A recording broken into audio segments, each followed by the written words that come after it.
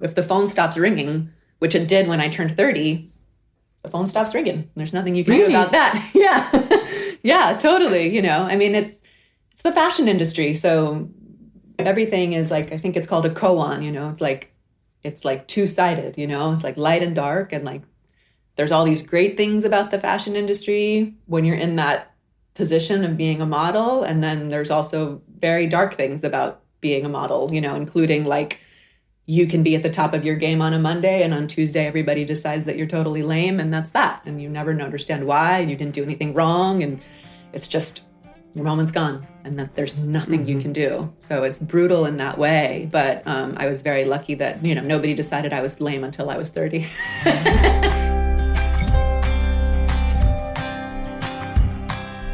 Welcome to my podcast Wachstumsversuche, in English, Growth Attempts.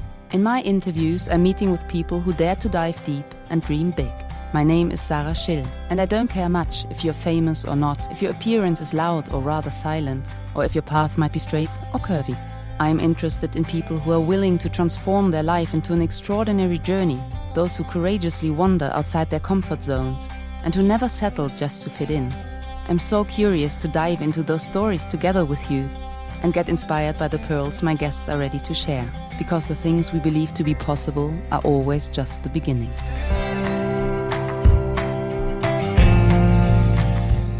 Today's guest is Elettra Wiedemann. Elettra was a high-class fashion model for over a decade, working with some of the most renowned photographers and traveling the world for countless shootings and shows. Her eye for style and design, her interest in healthy and delicious food, and her wish to get those meals down on the plate in a decent amount of time led her to her successful food blog, Impatient Foodie. Wishing to dive deeper into the science of food production, Elettra studied biomedicine at the London School of Economics and wrote her dissertation about vertical farming. She also launched a pop-up restaurant and hosted her own cooking show. Her interest in food production and sustainability led her to her current transformation as Executive Director of Mama Farm, a Long Island-based community-supported agriculture founded by Elettra's mother, Isabella Rosselini. On the farm, she brings all her talents and experience together, supports her community with organic food, develops meaningful new projects, and creates a beautiful life together with her husband and 2 sons. When I first met Elettra, I was fascinated by her quick and bright mind, the coolness of a Manhattan-born and raised gal, her positive approach towards life, and her great heart that was shining through all she did or said. Much later, I learned that she was not only the daughter of famous actress Isabella Rosselini, but also the granddaughter of Ingrid Bergman and Roberto Rossellini. And I couldn't help but wonder how with this heritage she became such a down-to-earth person who would rather talk about possible solutions for the climate crisis than about fashion, fame and her family. I'm very much inspired by Elettra's wish to constantly evolve and transform, and her desire to live as many lives as I possibly can in this one life. I wanted to know how she went from her demanding and exciting time in front of the camera to this nature-based way of living. We talk about her childhood in Manhattan and how her strong family roots supported her when she was diagnosed with scoliosis as a young girl and had to wear a back brace for almost all her teenage years. Elettra reflects about her different family roots and how she claimed to be more than just a daughter or granddaughter. As mothers of each 2 sons, we discuss about how to support them in becoming the best and most happy persons they possibly can. We cover many subjects from future solutions to the climate crisis, the challenges of aging and the Me Too movement, up to Elettra's former habit to be the nice girl, and how she tries to overcome that. And she tells me what the TV series Sex and the City and her spiritual practices have in common, and how the latter help her keep her mind and heart clear and centered. This is my first ever English interview, and as I'm not at all a native speaker, I hope you will forgive any linguistic imperfection. You will also feel me quite excited in the beginning of our conversation, but I do get calmer eventually. It is an inspiring encounter, and my past fascination for Elettra's shining personality was again confirmed. Her path and her constant will to transform and experience life in the fullest are a great encouragement to stay curious, to evolve, and to follow your heart. And now, much joy and great insights with the growth attempts of and with Elettra Wiedemann.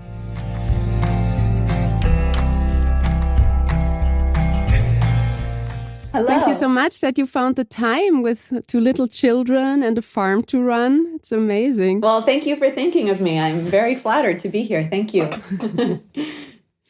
So, and how was your morning already on the farm? Is it really farm life as I imagine it? Well, it's winter right now, so the farm is actually quite dormant. So I wasn't here this morning. In the summer, I would have already been here for a while, probably doing a lot of things, or at least fielding a lot of phone calls. But this morning I was at home with my family. My mother just returned from a trip, so I had breakfast with her and the children, and I'm homeschooling my 4-year-old and teaching him how to read. So we had homeschool, and then I kind of had to do some little things around the house, and then I looked at my clock and it was like 9:18, and I was like, oh my God! And I like ran to this quiet place to come speak with you. So, that's not too far off from most of my mornings anyway. Okay. Wow. But already busy. Busy, yes, definitely. Yeah. So I want to talk more about your farm a bit later, but first I wanted to go a bit on your journey, like how you got here. So you grew up in New York City, like really Manhattan. Correct. That is so cool. Yeah, it's New York in the 80s and 90s was a very unique place, and it was definitely formed me in a lot of very, interesting ways. I can't imagine raising my children there now. So it's kind of funny to like have your hometown be a place that you wouldn't raise your own family. But I return to New York City often, and obviously it's always has a place in my heart, But why wouldn't you raise your kids there? I think that, first of all, where we live is so beautiful. We're so lucky. We live in a beautiful community, a very warm, kind-hearted community. We're right on the ocean. My son is a 4-year-old, I would say like mayor of the town practically. Everybody in our village knows him. He's very extroverted. He needs a lot of space. He's very energetic. So I think there's part of me that can't imagine having my son specifically in the city because there's traffic and there's in New York City, there's not a lot of open space. I mean, you can go to Central Park, but there's like hundreds of thousands of other people there too. So there's that. And then, people will probably argue with me about this, but I think New York City has really changed. It's become quite corporatized. A lot of the things that made it very fun and charming and thought-provoking in the 80s and 90s has kind of been consumed by large chain stores, Dunkin' Donuts, these types of kind of big chains that are corporate, So I remember I went there right before the pandemic. I had meetings in New York City, and I got like this 5:30 a.m. train, which got me into Penn Station around 7 in the morning.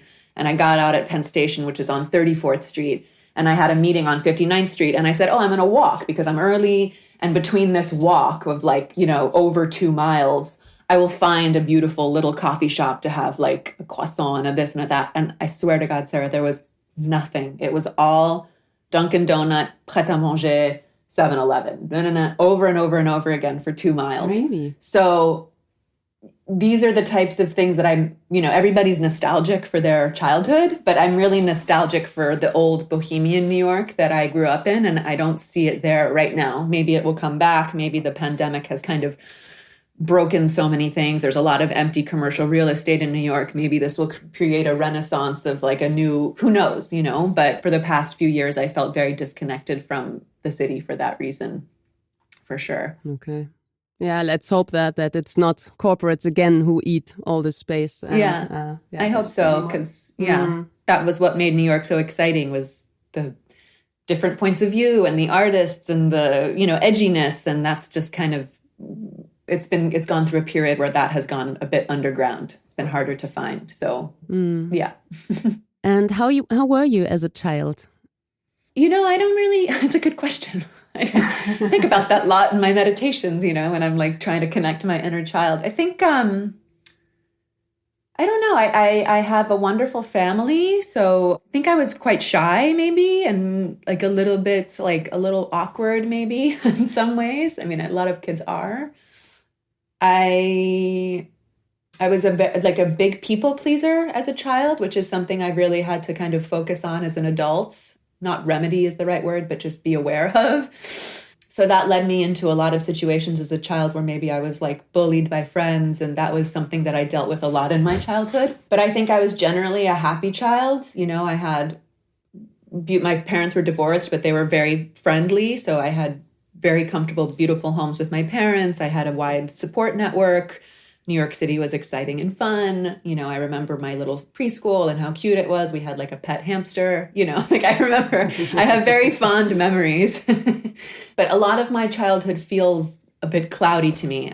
I'm always amazed when I hear my son, who's 4 now, talk about memories he has when he was 2, and they're totally accurate. And I'm like, wow, you have a memory of that? Like, that's totally right. That happened. But like, I don't have that for myself. So I don't know why that is, but certainly it's different than what I experience with my children.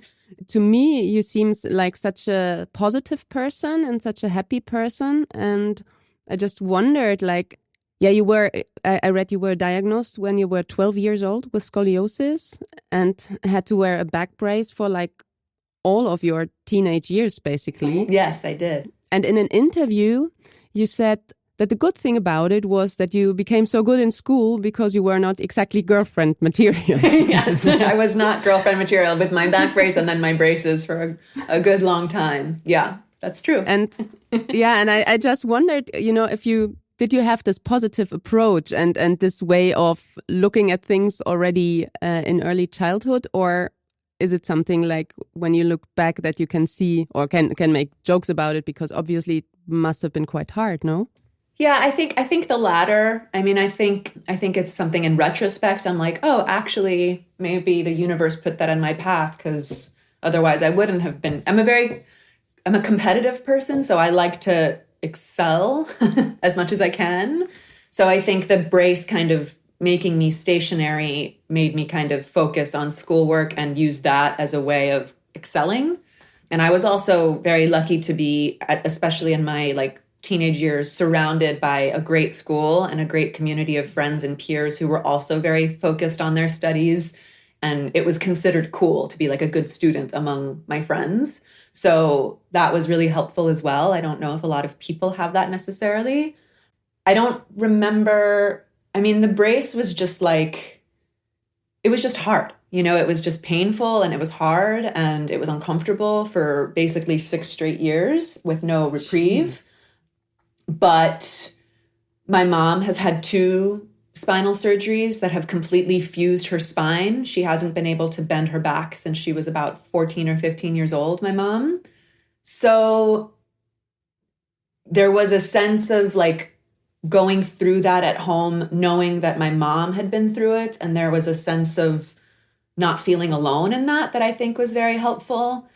Mm-hmm. And then there was also just the idea that like, oh, I'm not, you know, without diminishing what I was going through, it was also like, I have a brace, it sucks, it's painful, I hate it, you know, but my spine is not fused, you know, and okay.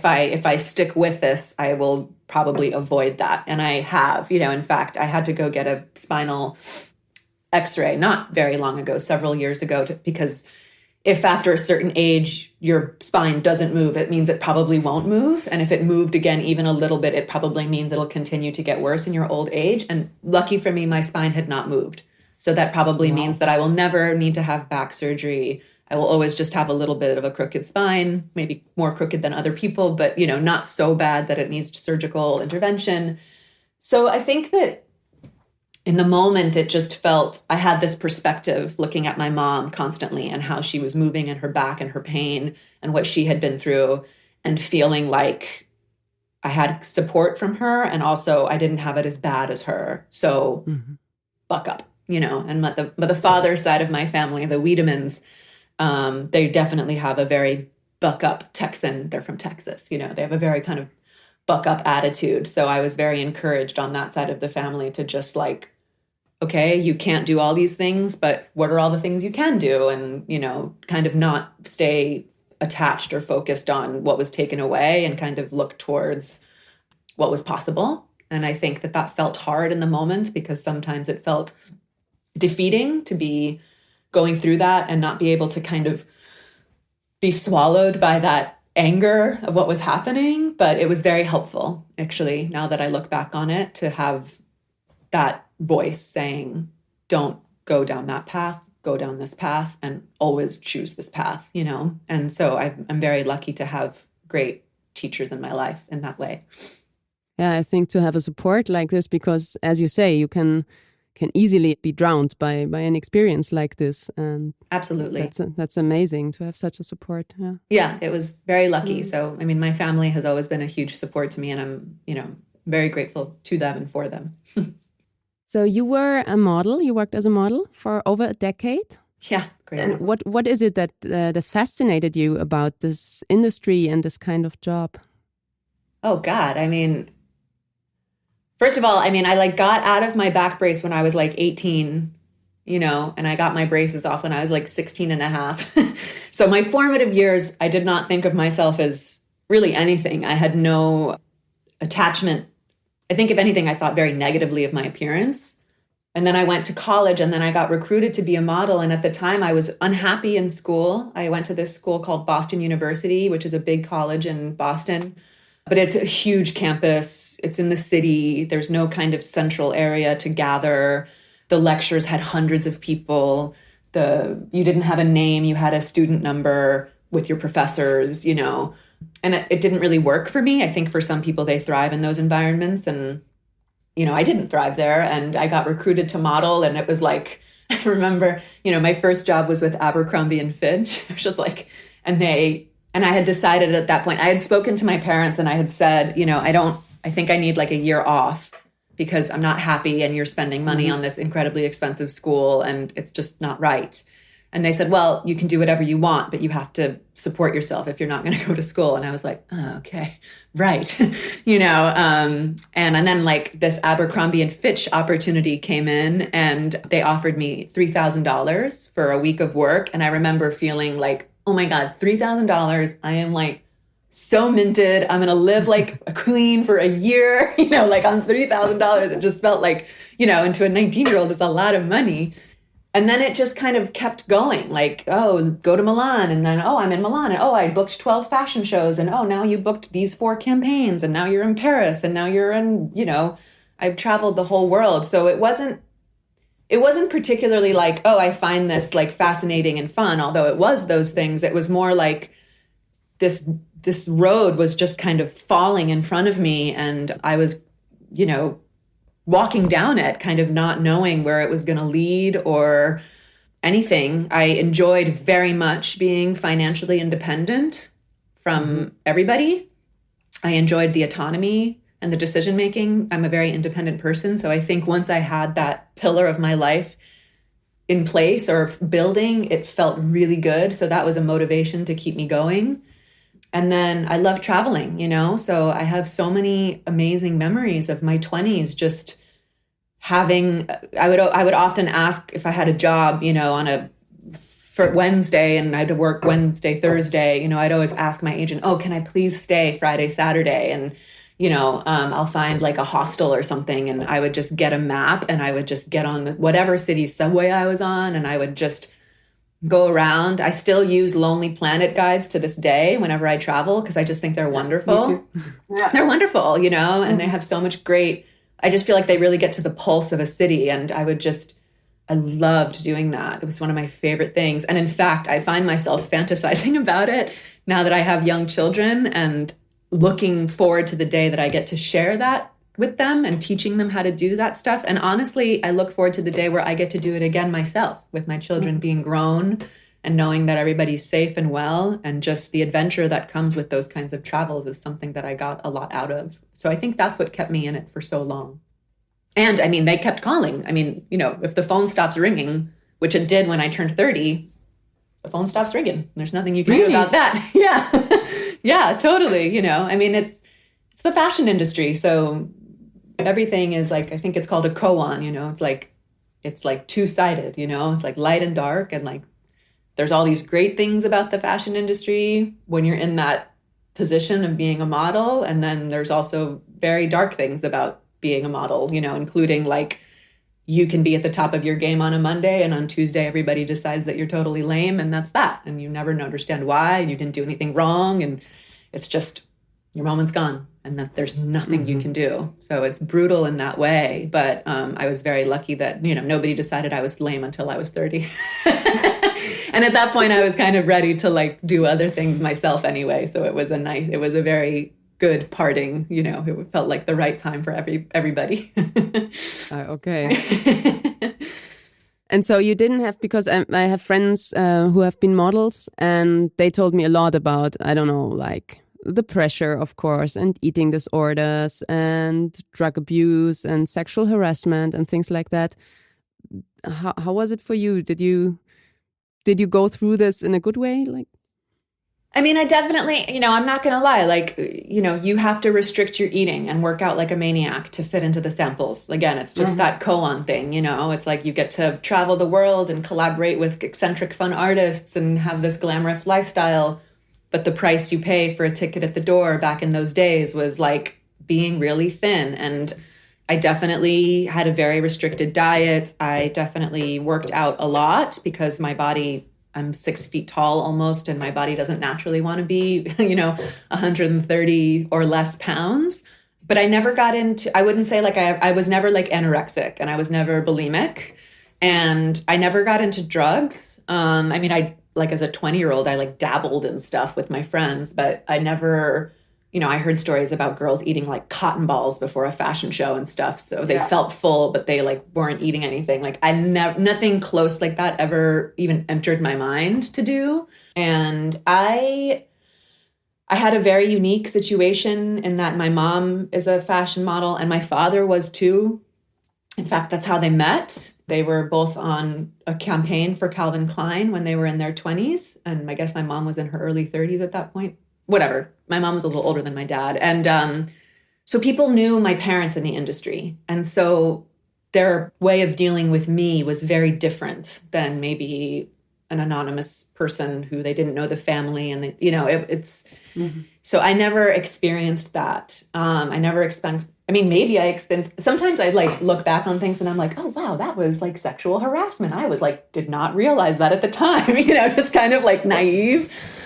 But I really do think that the industry was very protective towards me because of the relationships that they had with my mother and my father. And, you know, I've had, you know, in these kind of Me Too moments that have erupted around maybe the world, but especially in the United States in the last few years, I've had people reach out to me to say like, oh, can you make a quote about this person and, you know, this and that. And I always answer them saying like, I can't speak to that because that's not my experience. I was so protected and I never experienced any of this. And it's not up to me to like bring that story forward, like just find somebody else. I'm not saying it didn't happen. I'm not denying. I'm just not the person to speak to that.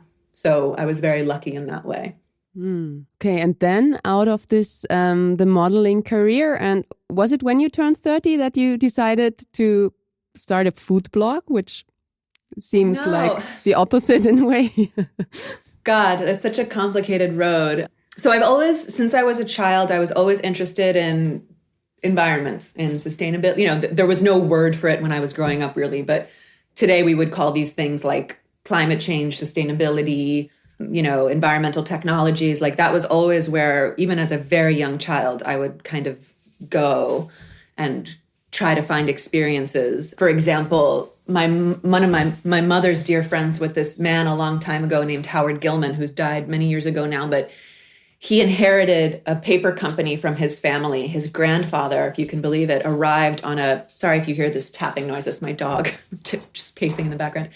If you can believe it, his grandfather traveled alone from Russia to the United States on a boat, arrived in Ellis Island alone as a child. I think he was 7 or 8 years old, and then started wrapping fish on the port to make money. And that became a paper company that then it was inherited by Howard's father and then given to Howard. And by that point, it was a paper mill and they were creating, you know, I mean, it was $1 billion company. And Howard was a real environmental activist and conservationist. And he bought 7,000 acres in Florida and turned it into a refuge center for endangered species. So it was like his private 7,000 acre country home where he also had, you know, rhinos and cheetahs and giraffes. And he would work with a very close group of zoologists. And the entire purpose of White Oak was to keep genetic diversity in populations of animals in Africa and around the world that were dwindling because part of the problem when animals like, for example, in Africa get poached or start dying off, they also start dying off because their genetic pool gets so small.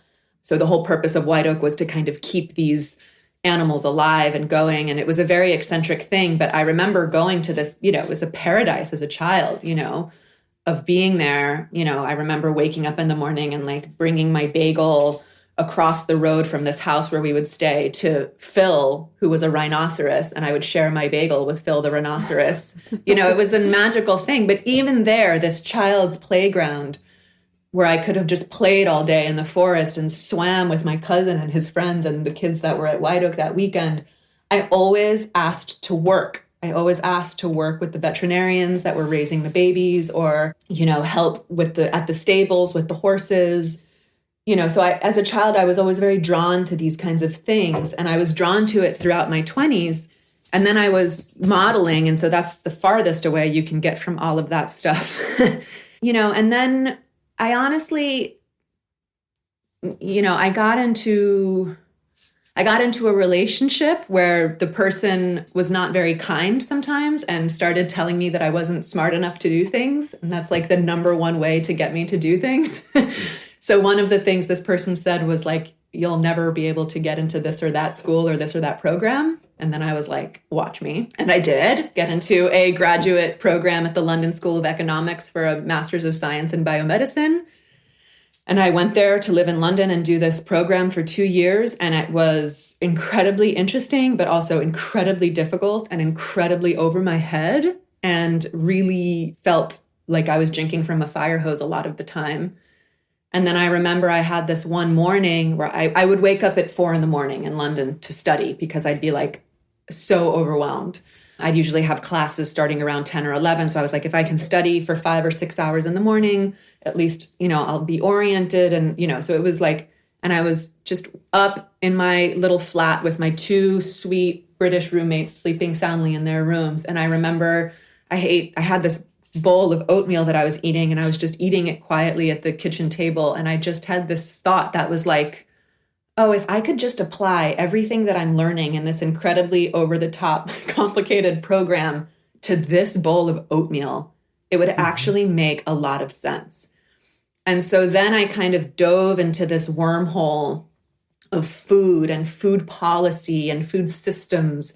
And I ended up getting very fascinated by it and writing my master's dissertation on a food technology called vertical farming, which is now actually coming into reality with people like Jeff Bezos and stuff investing in them. At the time, they didn't exist. It was just kind of an idea.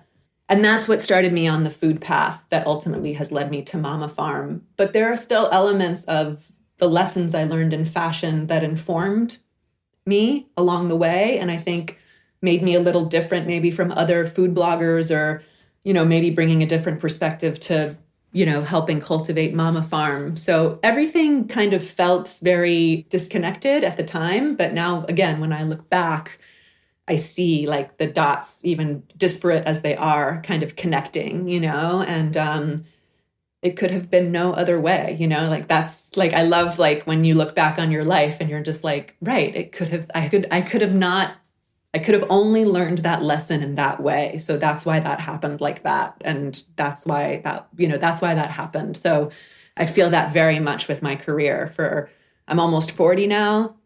I felt for a long time I was all over the place, and I felt very embarrassed by that. And now all of a sudden, looking back as an almost 4-year-old lady with 2 kids, I'm like, no, like this was, I see where all of this lands, and it's starting to make sense in a very clear way now, which is really nice feeling to have. So you don't apply the what you learned and what you wrote about with the vertical farming in a way that you go to the industry, but you do it on your farm or in your own way?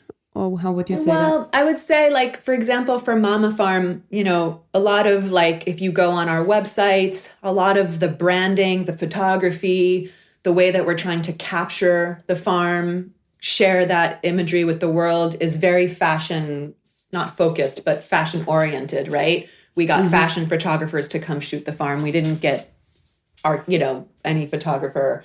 And there's also this sense of, for us, fashion is ultimately really about luxury. and glamour to a certain extent.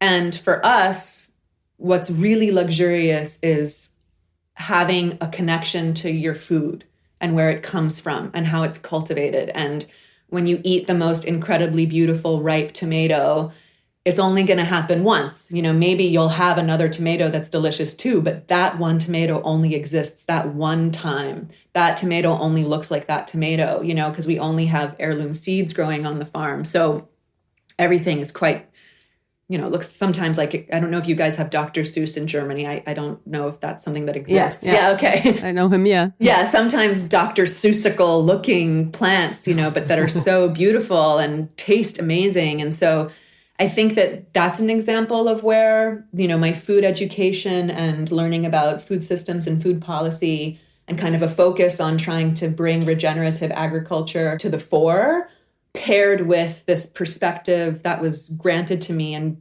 gifted to me over my course of 10 years working in fashion about how to communicate with people, what imagery evokes emotions in people, what feels luxurious to people. Those two things have come together in a really interesting way at Mama Farm. And it's certainly not just me. I mean, we have a team of people here, mostly women, who share this vision and these experiences, but then kind of own a corner of that pie in a very cool way, So the farmer that works the land is a woman named Patty Gentry. She's so dedicated to what she does. She's so dedicated to the earth. She is an ex-chef, so she has an incredible sensibility about what goes with what, the vegetable CSA boxes that she puts together for our members. Everything works together and can be cooked together, so that is very luxurious, because I don't know what it's like in Germany, but in the United States, not all the time, but a lot of the time when you sign up for these farm food programs that kind of give you a box of deliciously grown food, but it's like 5 pounds of kale, which who can eat that, and, the kale doesn't really pair with this. And Patty every week writes an email explaining what everything is, how it can be cooked together. Everything's always delicious. So that's just one example of somebody at the farm who I could never do what Patty does, but we complement each other and we reinforce each other's efforts, and we bring a shared perspective from a unique angle that I think kind of enhances the experience for the farm members and the community. At least I hope so, but I think that's the case. That seems to be really a thing of, to collaborate, especially with women, but to do collaborations and support each other. Yeah. Is that something you want in your life? Yeah, it's kind of funny. It's it's both. I did work at an office for a really long time, for not a long time, but several years. And I actually found that I didn't enjoy working in a team like that, even though it was a team of women, really, I have to say. And it wasn't the women that I didn't enjoy. I enjoyed them very much, but there was something about the bureaucracy of that I found kind of exhausting and stifling. I like to work alone as my own boss and collaborate with others, right? So it's I love to kind of own my own ideas and reach out into the world and cultivate and collaborate with the people that come back and mirror back interest to me. And I like to kind of then give those people, I find people where we respect each other, but give each other agency to completely own whatever, I have this wonderful man named Oran Etkin who does music programming for our farm. And I would never dream of even suggesting something to Oran. He is the master of that domain. He has had an incredible career, an incredible sensibility. He's an incredibly kind-hearted man. So he owns that. We work together, but beyond me saying hey, this is bug theme week, could you do something with bugs? Is there anything interesting musically you can do with bugs? Oh yeah, I could. Here, and then he brings that forth. So that's the type of collaboration I like. The kind of the stuff that I worked with in offices and stuff really didn't suit me at all. Maybe I'm not a good team player in that way. Maybe I'm a good team player in another way. Yeah, maybe in your way. But it's something that I've seen that there is this collaboration, and I like it very much. Oh, thank you. Well, I'm glad that's coming through, and I certainly appreciate all the teachers that have been brought into my life, whether it's Patty, the farmer, or Ron, the music guy, or, any of the people I'm working with here. I consider them teachers, and I just try to collaborate with them and learn from them and support them however they need to support it with the farm or any other way that I can help. So that's nice to hear. Do you never miss modeling? I don't. I don't miss it that much. I'm so grateful for that opportunity. I'm not going to lie to you. The money was great, and that's really something that's not, I don't miss, but like, you're like, oh, wow, that was like great. I don't miss it. I miss some people in the industry, but I'm still friends with them. I mean, I haven't seen them a lot because of the pandemic in recent years, but I don't feel the need to go on a set and get my hair and makeup done and pose in front of a camera, or runways always terrified me. I mean, I was always surprised I didn't have a heart attack walking down, it was just so terrifying to me. And I always felt so awkward and dumb. And so I don't miss that. And I don't miss, there's like a certain relationship with like agents and stuff that always felt, I had wonderful agents, but somehow the relationships are not very authentic. So that always felt kind of awkward to me. And again, I'm so grateful. That was like 10 years of my life that gave me so many gifts. So I'm certainly not turning my back on that. I would never have it another way. If my sons ever wanted to be models or got recruited to be models, I would absolutely encourage them to explore it. But it's something that when it came to an end, it was totally fine. Okay. Yeah. And did you ever dream of becoming an actress or tried acting? No. And I don't know. I get that question a lot. And it's hard to say. I first of all, I never dreamed of being an actress. So there's that. And then, I mean, certainly I was like in school plays and stuff as a kid. And like, that was fun. I think the shadows are so big. My grandmother won like 3 Oscars, and my mom's obviously a very celebrated actress, still working into she's almost 70 now, and she's still working so much. And I remember a lot of the times when people were working with me or when people would meet me, they wouldn't even introduce me by name. I would have no name. I would just be like Isabella's daughter or Ingrid's granddaughter, and that always kind of bothered me because I was like, no, I'm Elettra. Nice to meet you. They happen to be my family, but I don't know, that's a weird way to like introduce somebody, I guess. So I always had maybe like a bit of a chip on my shoulder about that.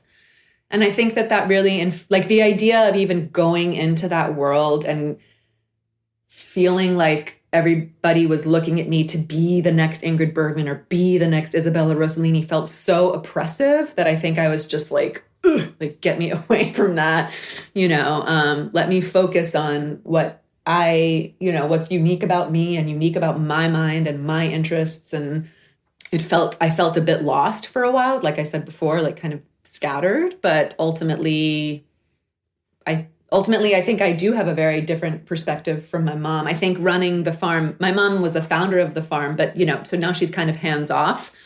But I think it's been very good for my mom and I to have this experience together because it's allowed her to see me come into my own. And she now for the first time is like, Elettra, what do you think we should do with this? And, how should we, this person is calling me and I don't know what to do. Like, can you please, so I think it's been really good for my relationship with my mother. I think it's helped kind of make me an adult in her eyes and vice versa, like I've learned a lot from her.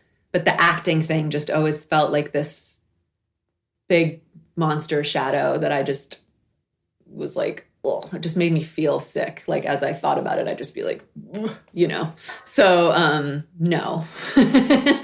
But I did get, a lot of people tried to get me in their films and, when like somebody asks you to do something and your body just feels like it's melting and you're just like, like I should be excited about this. That's how I always felt when somebody brought me an acting opportunity, which I feel embarrassed to say because I'm sure there's so many people out there in the world who are like, I would die for an opportunity like that. And I'm certain, but it's just for me, it's just a way for me to say like, when those things happened to me, my body would signal so strongly to me that it was not the right path for me that I could not pursue it because I felt so icky inside. So hopefully that left that path open for somebody else, Yeah, I thought, in almost every interview I saw, it is always like, hey, you look exactly like your grandmother and your mother. And I thought like having this Hollywood queens like shadowing, also guarding, of course, but shadowing over you, you must really find something inside, no, that keeps you sane and keeps you Elettra, like also for yourself. Yeah. Yeah, I mean, I think I'm a very fiercely independent person, like I said. So immediately when someone tries to get me onto oh, you're this, or you're with that group, or you're like these people, I'm like, my immediate reaction is to kind of push away from that.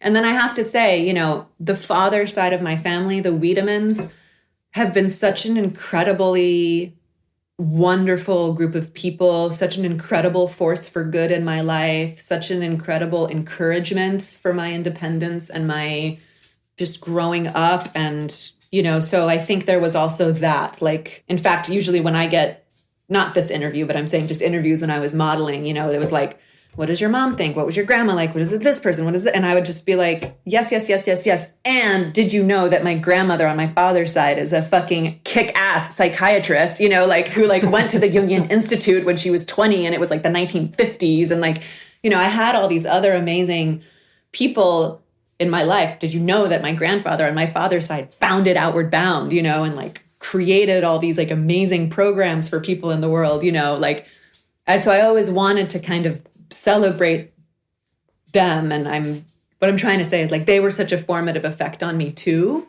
in such a strong way.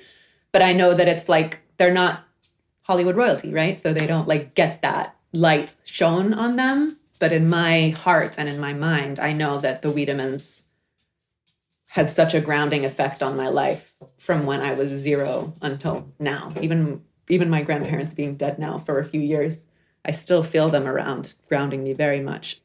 Yeah, and you also choose this name as your name mostly, no? You never used Rosselini, really? I never used Rosselini. I mean, people would use it all the time and, put it, but I never used it because I was very strong about wanting to be independent. It was a way of kind of carving out away from my mother's side of the family, not in an aggressive way, but just kind of in a independence way. And then also just reminding people there are all these awesome Wiedemanns over here, and I come from them too. And keeping that felt like an honoring of them. I thought that it has both sides. Also, when your name is Elettra Ingrid Rosselini Wiedemann, no? On my birth certificate, yeah. And I just thought, wow, that's a big expectation maybe, but also really strong roots. It feels somehow, it felt to me as if you had on all sides really strong roots, also from different, from America, from Italy, from Sweden, and it feels somehow very grounded. Yeah. Oh, well, thank you. Yeah. It's I'm very lucky. My family, we're mutts. We came from all over the world. My I can't remember her last name. It wasn't Wiedemann, Pamela something, came over to the United States on the Mayflower, so I'm very proud of my whole family story, whether it's the Italian and the Swedish side or the, it's not even German. It's the Prussian back in the day, British side, all of those things came together to create our family story. So. Mm. And do you have a strong connection in a way to your grandfather? I mean, he died before you to Roberto Rosselini, yeah. To Roberto, yeah. No, I mean, to me, my grandmother died before I was born, and my grandfather, so Roberto Rosselini and Ingrid Bergman died before I was born.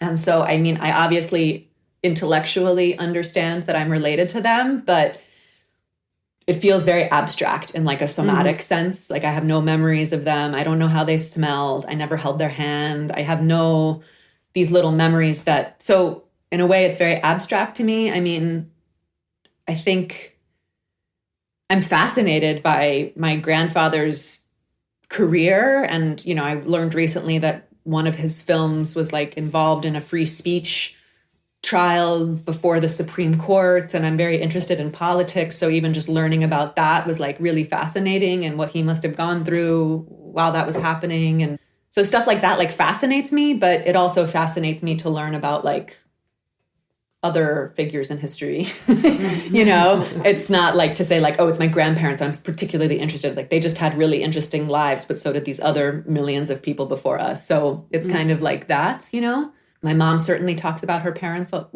often and has memories of them that are very sweet and it's nice to see, but it's very abstract in a certain way. And now you're a mother yourself. So you met your partner when you were modeling? Yes, I did. Yeah. And now you have 2 little sons. Yes, we do. So how did that change you, becoming a mother? You know, becoming a mother for me has been a very cleansing experience. It's really focused me. It's made me realize what I really care about and want to cultivate in my own life, including people, frankly. I think in my younger years when I was in Manhattan and going to fashion parties, like there's all these kind of like friendship, acquaintance relationships. It's hard to know if it's a friend or a professional or this, you're trying to get something out of each other, and like the second I had Ronan, like all of that fell away. And it felt really nice to just have such a clear focus for like, oh, these are the things that matter to me. These are the things I want to put energy on towards bettering myself, so I can change patterns, so that I can create a better legacy for my son and now sons. And then also in the kind of social sense of the word, my social life was pared down again now by the pandemic, but I really feel like the core, like the friends that I have now are people that I would like get on train tracks for with a train coming. You know what I mean? Really, like I really love these people. They are salt of the earth. They inspire me. They bring so much richness to our lives as a family and me as to an individual. And I don't need anything else than that. Even though it's a handful of people, it's totally enough. Like I'd rather have 10 awesome, deep friendships or even 5 or even 3 than, 500 kind of like something in between an acquaintance and a friend, but don't really know each other type thing. And that's not everybody. That's just my personal choice. So, but it's been really nice for me. It's been very clarifying and simplifying. And I'm grateful for that. And how do you, because I have 2 sons also, so I'm the female person in their life, how I can support them in becoming, of course, the most happy people they can possibly be, but also like the best man, like in a good sense of the way, like how will they be as men in the world that is to come?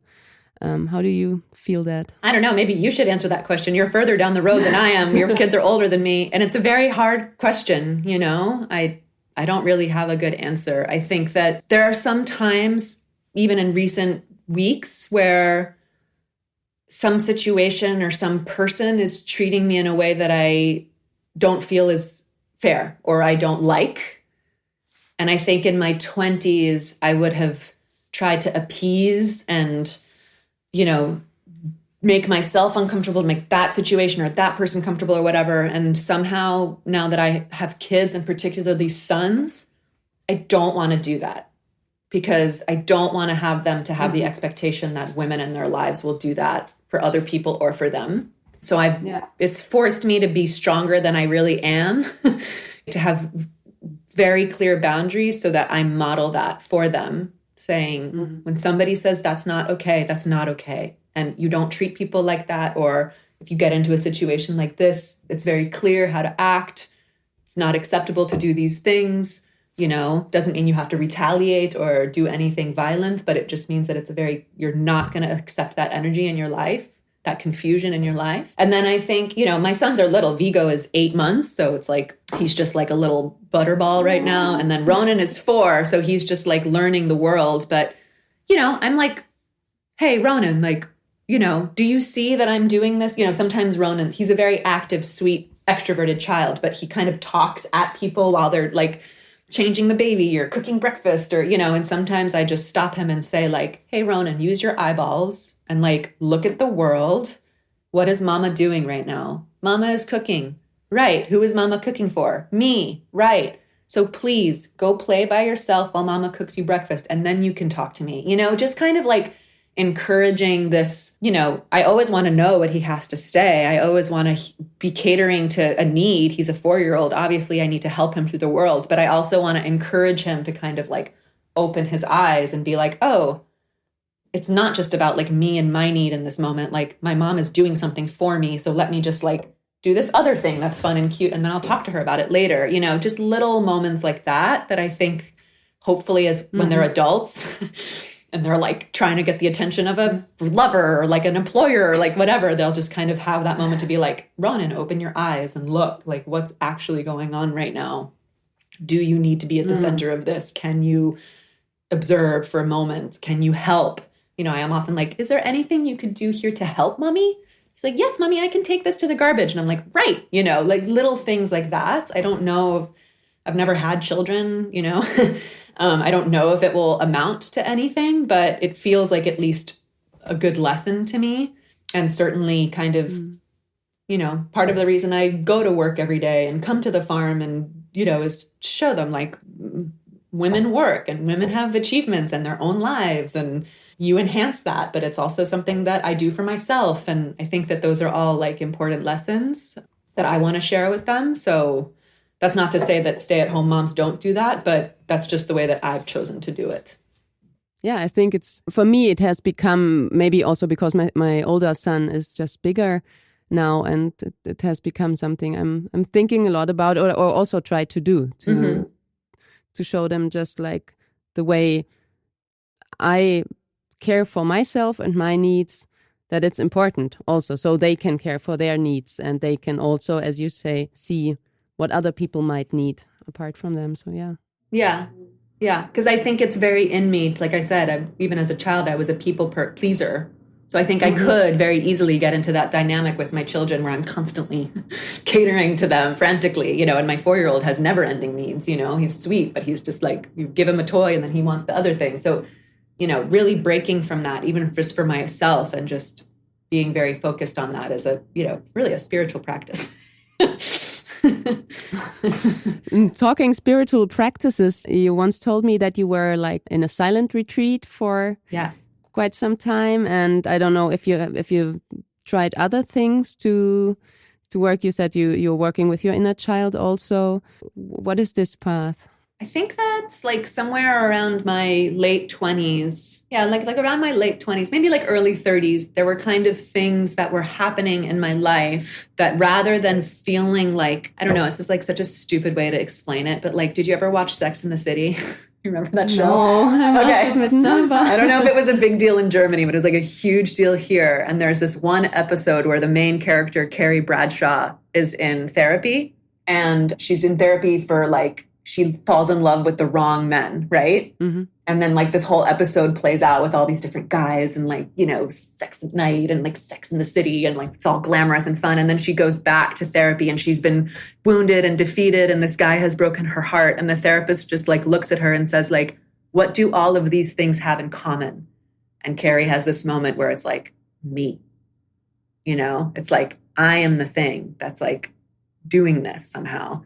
And I had that just like popped into my mind when you asked me that question, because like I had a very similar moment in my like early 30s, I would say, where like these patterns were just kind of playing out in my life, in my romantic life, in my work life, and like my feelings towards the world and myself. And, you know, I always kind of looked at it as like an external thing. And then one day I had this realization that was like, oh no, it's me.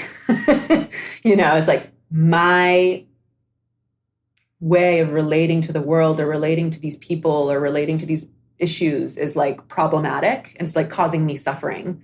It's like, what is that? Right. And then I went to therapy for a long time. And then I kind of loosely got into meditation. And then my husband now, Caleb, went on this silent retreat and came back and had such great things to say about it. And so that's when I went on a silent retreat. And it was so amazing. It was no reading, no writing, no eye contact for a week. And meditating for hours every day, which I just remember, you know, you arrive, there's like an orientation where they're like, here's where you eat and here's where you get coffee. You know, like there's like that talk. And then they bang a gong and you're not allowed to read, write, or look at anybody until that gong sounds again a week later.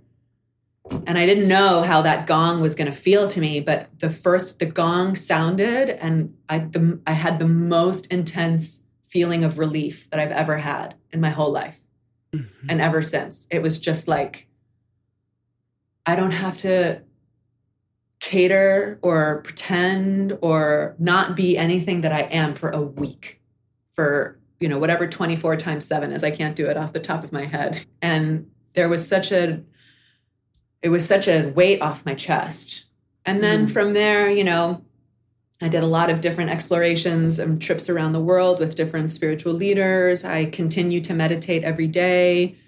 And I don't really have an answer of where it's taken me or where it's going, but I definitely feel like it's helped me to soften my edges.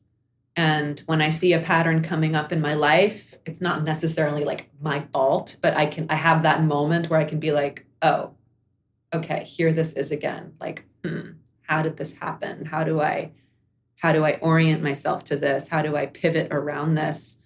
What's this lesson here? It's kind of given me a little bit of space rather than kind of like getting thrown in the waves of life, which are, every life is intense. Like we're here on earth to learn hard lessons, all of us, so it's like being the wave and not being the boat on the wave, like being like tousled around, it's just like, and also just accepting that like life is really hard and like, doesn't mean that I'm doing anything wrong or that's like the Buddha's practice and like the Buddhist teaching, right? And it's like suffering is part of life and it doesn't mean you're doing it wrong. It means you're just alive. And so just like staying in that is a practice for me and for the teachers that I follow. And I'm very grateful for them. So you have teachers in your life that you follow? Oh, I mean, like this guy that I did the retreat with, Adya Shanti, he's amazing. He has so many free offerings on YouTube. And he does like, I think once a month seminars on YouTube, like live casts. Such a wise, interesting man. And then like Tara Brach is another amazing meditation teacher. She does, she has hundreds, if not thousands of free meditations on her website.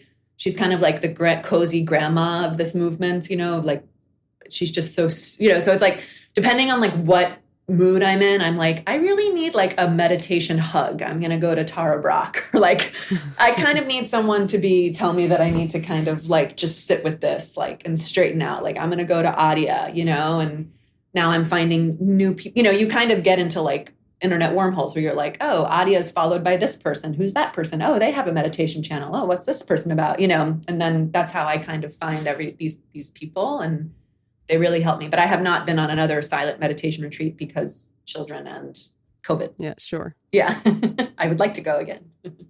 But it's also nice that you and your partner share these experiences, or at least he told you about it. And so you both know what it is. So then you can have this connection also. Yeah, I mean, I think that Caleb and I have a really interesting relationship in a lot of ways. And one of the ways I see, our karma, if you can call it that, playing out is that we do bring this into each other's lives very much. He's brought these practices into my life, these teachers, these ways of thinking. And, I think I bring things into his life that help balance him out. So, it's not always easy. Sometimes it's not really what you want to do or want to hear or want to feel, but it's like ultimately medicine. So I think that that's kind of a part of our relationship that I'm really grateful for. And now we have this beautiful family together, and we get to kind of put this into practice with our children as much as we humanly can. We're not perfect, but we really do try. I think that's the thing, Yeah. Yeah. You once said, I'm going to quote, "My desire is to live as many lives as I possibly can in this life. And I live for this kind of metamorphosis and change." When did I say that? That's very wise. It's very true. Very wise. I can relate to this in many ways because I also have tried many paths and many different things. And I feel for myself that it was really a lot also these different types of work or whatever to understand why I'm here and what I'm really meant to do, and in the end also who I am in this world. Mm-hmm. Do you have the same feeling, like with all of your different professions and steps in your life, that's also this searching for the inner self? Yeah, I don't know. I think my attitude in that quote and in my life is more one of discovery through play. Mm-hmm. I think that's something that I hope to impart onto my children. I really believe that you never know the value of something until you do it. You know, even if it's like, oh, I really hated that and it brought all this bad stuff into my life, you know, it's like, oh, but then, like you went down that path and like, that's what you discovered. And like, there's an important lesson there too. So I think that I just remember reading an article when I was young, very little, like 11 or something, from like the National Geographic or whatever, because we used to have a subscription to that magazine that was about this. It was like, time is filtered through your brain in a very specific way, according to neural connections in your brain. So if you're using the same neural pathways over and over and over again, time actually goes much faster. Because like that neural pathway is just like, yep. Like, I got it. You know, like, yeah. But if you force yourself to do new things, even like getting out of the shower and not like drying your arm, like I always get out of the shower and like dry my left arm first. I don't know why, but like even doing something different, like forces time to like feel a different way to you. And that feeling is for it to feel longer. And I love to be alive. And so I want to feel alive for as long as I possibly can. So I think when I say I want to live as many possible lives as I possibly can, it's because there's this element of life that's kind of playful and fun and discovering and experiencing. And, none of that exists when you're in the ground. So like just kind of in Italian, you'd say like goditi, like gorge on that, like enjoy that, indulge in that, I guess is like the word that you would use in English. And then on the other hand, there's kind of this other scientific component that I read when I was 11, and who knows if it's true or not, where it's like, actually, you'll feel like you've been alive longer if you kind of force yourself to do different things, because time will feel slowed down. So that always felt very comforting to me. Yeah. If we remember the last years or so, we often remember the things that were new and that we learned, no? Yeah, absolutely. Yeah. And I think that's why also when you have a newborn, you can probably relate to this, everybody I know who has a newborn is like, oh, wow, it's like the longest, shortest time, right? Those days with a newborn feel like they never end. But somehow when you look back on them, you're like, that was like a flash, But when you're living it, you're just like, and it's because everything is so new and you're becoming a new person and you're meeting this new person. And I love moments like that. I love that feeling of like, wow, I don't know what's going to happen today. Like that's so cool. Some people hate that. Some people feel very unmoored by that. And I totally get that too. But that's, I think, where a lot of my joy comes from in life, is that feeling of like, who knows what's like around the corner? Like, let's see, maybe it's scary. Maybe it's not, like, Yeah, I love that too. So this might not be your last transformation now. I hope not. I really hope, and this is, again, something that I don't know about my maternal grandparents, because, again, I never met them, but my paternal grandparents, they were evolving until the day they died. They were, my grandmother was born in the 1920s in Dallas. Her father was a conservative judge.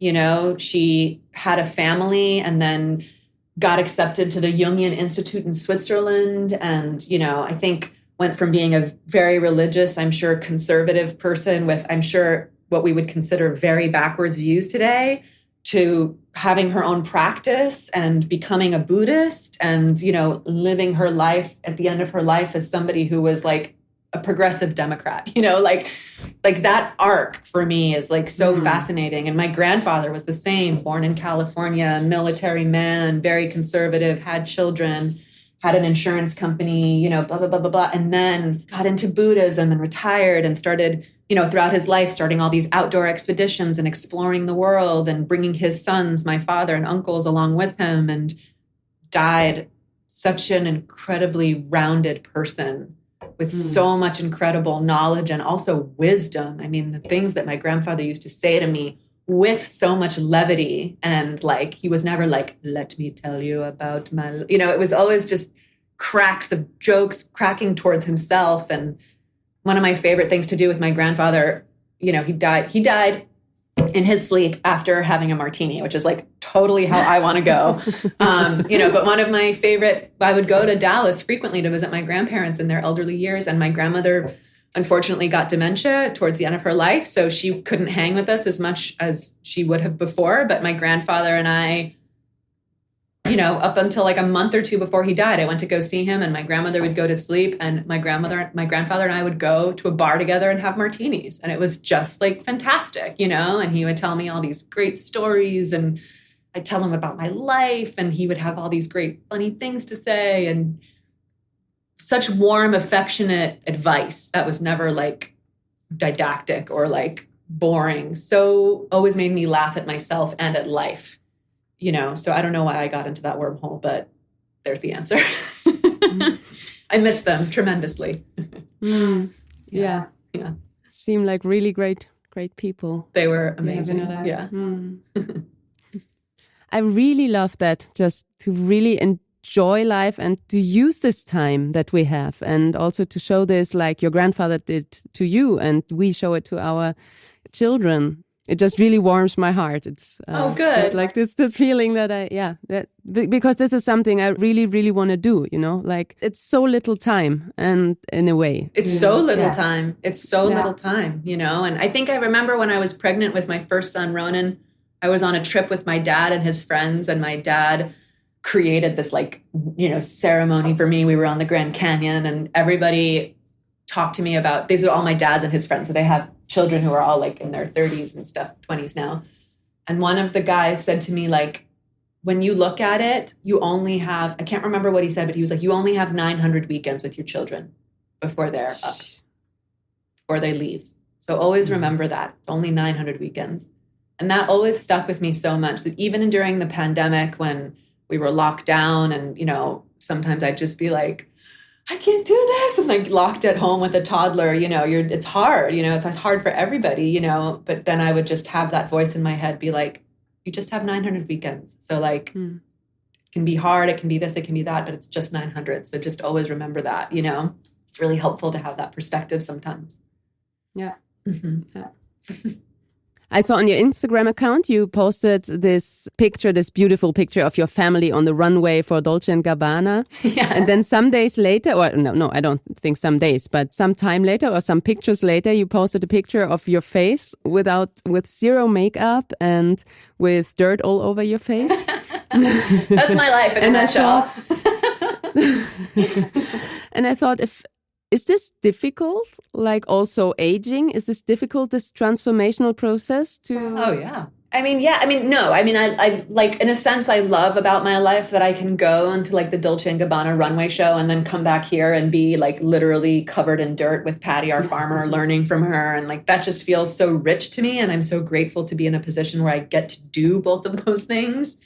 It's very hard to age. The thing that's like kind of a mind warp for me about aging is like, I actually feel better and more vibrant now than I did in my 20s, but like I look shittier. So that's like really confusing, where I look in the mirror and I'm like, you're like kind of almost a middle-aged person. That's freaking wild. And like, I forget all the time because I feel so good. And, in my 20s, I was like, smoking and like, smoking hash on the weekends with my friends and like drinking, not like alcoholic, but I was like not taking care of myself at all. And now I'm like, my body's given birth to 2 children. I'm like, I like bow to my body and it's like, it's amazingness of just doing that and breastfeeding. And like, I treat myself so much better, but I look worse. So it's just like, that's so hard, and then there's do you know Bonnie Raitt? Do you have this artist? And Bonnie Raitt is a really amazing female singer in the United States. She's like blues. And there's this amazing song that she sings called The Nick of Time. Such a beautiful song. And in the song, she writes like about looking at her parents getting older and her parents looking back at her getting older and how weird that is. And the last line of that chorus is, those lines are pretty hard to take when they're staring back at you. And it's so true. I do feel that, but what can you do? In a way, you can let that kind of overwhelm you with sadness, and it certainly is sad to think of your own demise, but you could also, it's that path, right? It's like, oh, I could go down that rabbit hole, or I could turn towards this other path, which is like, right, I have a lot of shit I got to do. I need to like get on that. And like, while I have the energy and while I have my mind and while I have my body, I need to like do this stuff because this is going to end. So like, let me get it done. And I'm not saying like you turn away from the pain and the sadness of the idea of like getting older. It's very difficult for everybody, I think. I mean, there's an entire billion-dollar industries around avoiding that, but it should also kind of be like, it happens to everybody, change is inevitable. And again, like get a fire under your butt to like do what you want to do, because those lines are a reminder that like time's ticking away and you could spend that, you know, being sad and scrolling Instagram and feeling isolated or not. You know, so that's what I try to remind myself. Like, okay, all of these, got to keep doing this stuff. I had an uncle who unfortunately died when he was in his mid-30s. Oh, sorry. And every time I have this, you know, this going down like, oh my God, it's so bad to age and it's so difficult, then I think what he would have given for these lines in his face and for some additional years. And I really say, like, try to be very strict with myself also to say, no, this is really not what I should complain about, because it's every day is just a gift. It sounds a bit cheesy, but it's not at all. It's just a gift. Yeah. I think that's a great way to look at it. Absolutely. Yeah. People who are gone too soon would have loved to see themselves age, because that means a lot, you know? So absolutely. Yeah. I have 2 questions I always ask at the end of my interviews. Okay. And the first is, it is said that we should live in a way that the 7 generations after us, or in a way that is sustainable for the 7 generations after us. And if you now look at the 7 generations that came before you, and also the 7 generations that might come after you, where do you see yourself in this web? Wow, that's a really amazing question. I feel like I could like think about that for like a month.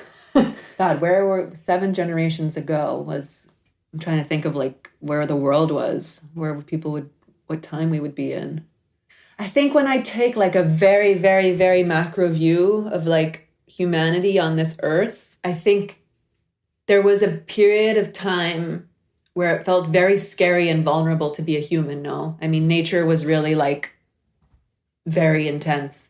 You know, I'm thinking like there was no antibiotics and like babies would die and the grief that would come with that, or famine would come. And, you know, like it was just, I imagine, like if I try to imagine being a mother 7 generations ago, I think I would have been like perpetually anxious, you know, and perpetually feeling protective. And I would have acted in such a way that would have placed me and my loved ones in as much protection as possible, right? Mm-hmm. And I think humanity has like, in a lot of ways, like raced forward with that to now this opposite side of the spectrum, where now we are the ones kind of attacking nature and we are consuming too much without regard, you know? And so if we continue, I think, on this path of consumption, and whether it's energy or just products or the way we cultivate food, it's not going to be good for the people in 7 generations, right? I mean, I think that's just like even water. I'm thinking like fish in the ocean, or, you know, it's not sustainable how we're living, period. And so I would hope that this moment in time, especially with the pandemic, that has been such a unique time because, you know, everybody in the world has been going through this moment together in their own lives. So like the impacts of the pandemic have taken very unique tolls on people, considering where they're from or where the government's actions were or anything. But like,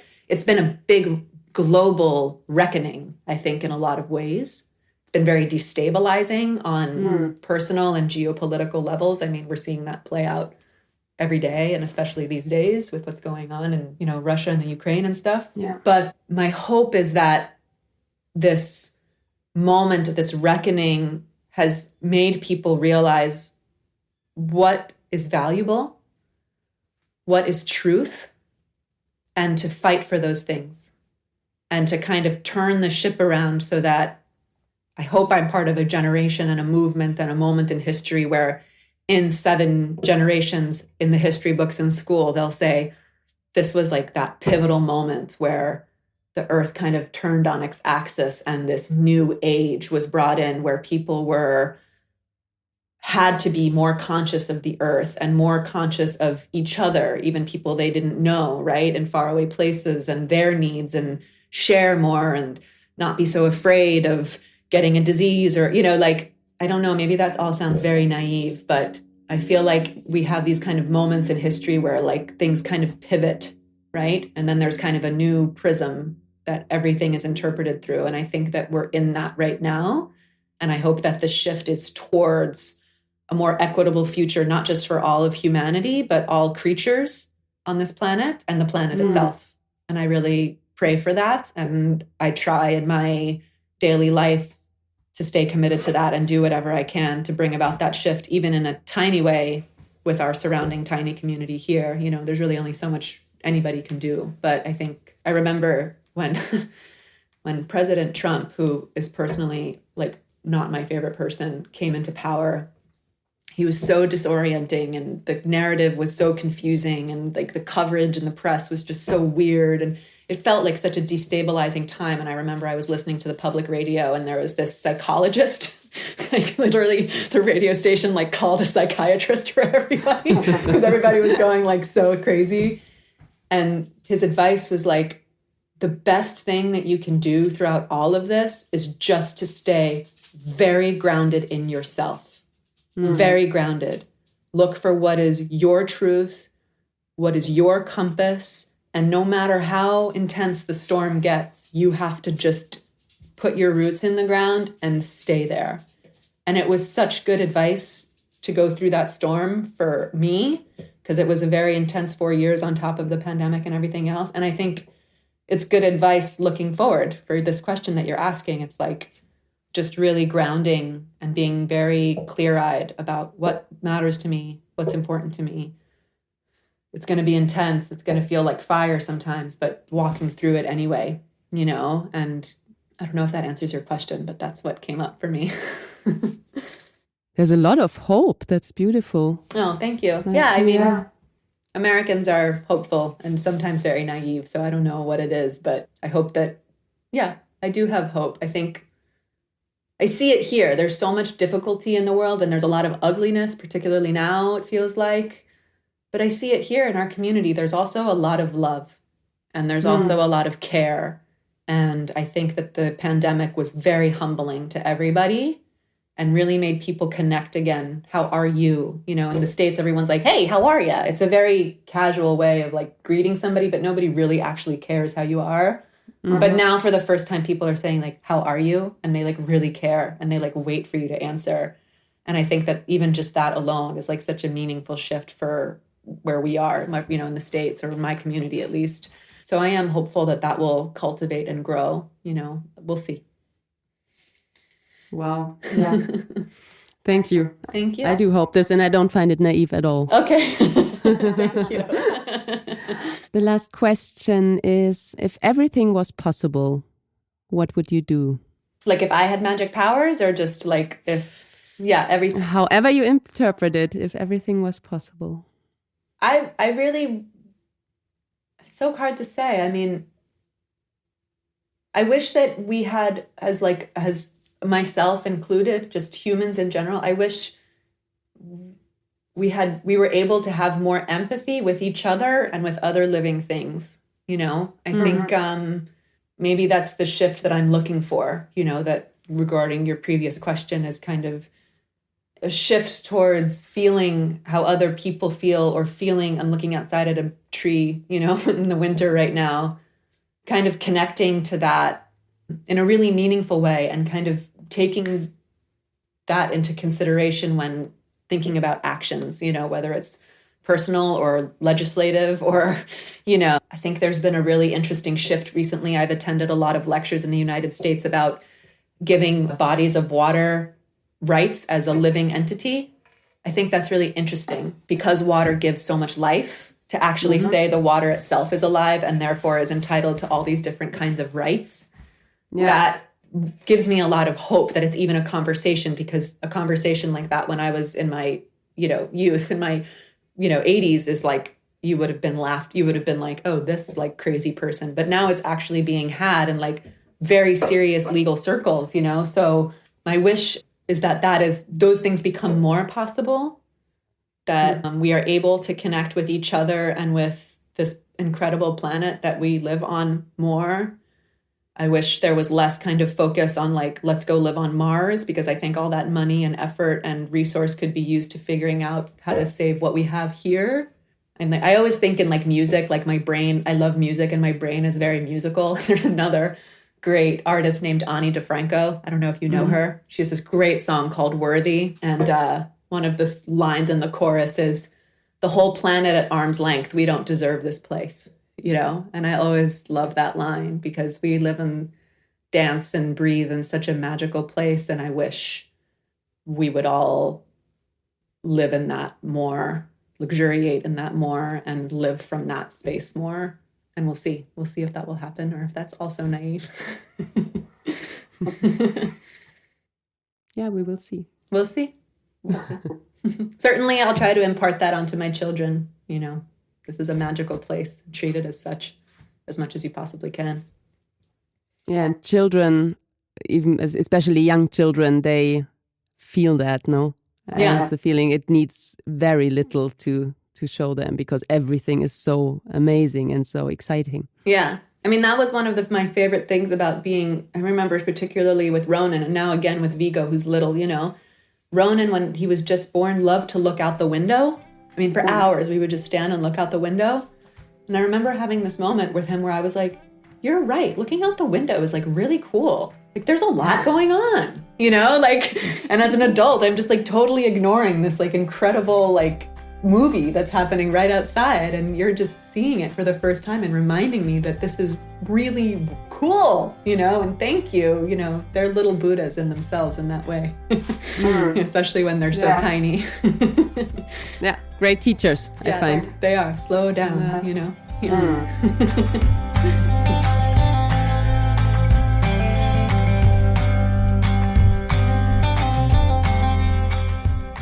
That was Elettra Wiedemann on Wachstumsversuche, Growth Attempts. Thank you so much for listening. I'm very inspired by Elettra's journey, her wisdom and her positive hands-on approach towards life. After the conversation, we discussed about the fact that our perspective on certain aspects, like the mentioned lack of famine, is of course in a way limited to the Western experience of modernity and not at all true for millions of people around the world in this very moment. But the general wish to bring humanity's relationship with the planet into a more balanced, aware and empathic place is important to Elettra, and that's what she tries to highlight and contribute to through her work, which I find very impressive and valuable. I admire how Elettra is always ready to look deeper and understand more, and I love how her strong roots seem to anchor her and support her to grow into an always truer version of herself.